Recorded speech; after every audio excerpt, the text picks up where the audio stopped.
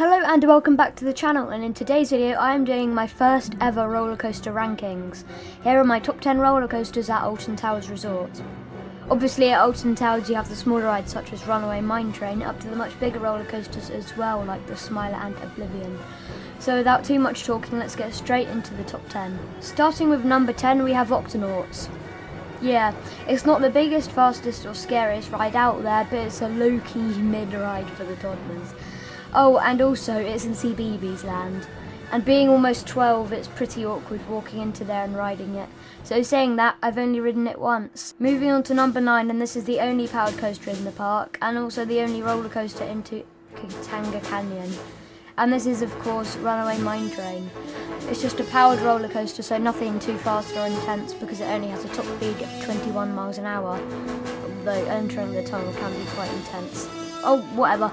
Right then, on to number 8, which is Rita. This is known for having a lot of hate and being bad, rough and boring.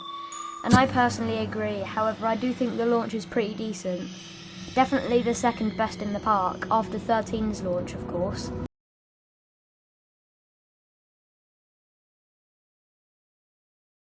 Number 7, what is it?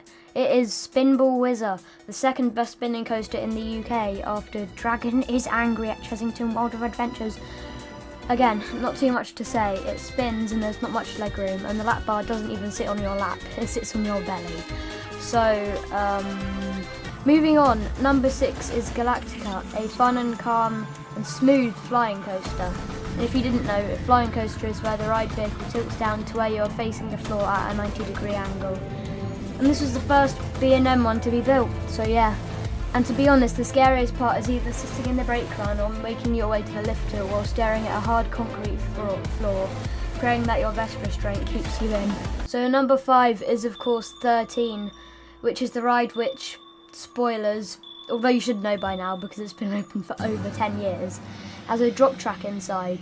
You first have this little drop as a warning and then do the main drop, which actually really does make my tummy go whee! And it's also really fun to see people's first time reaction whilst on the ride.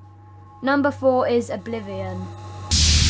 For some things, there is no rational explanation. There is no way out. There is no happy ending to this story. Welcome to the unknown. Welcome to eternal darkness. Welcome to Oblivion.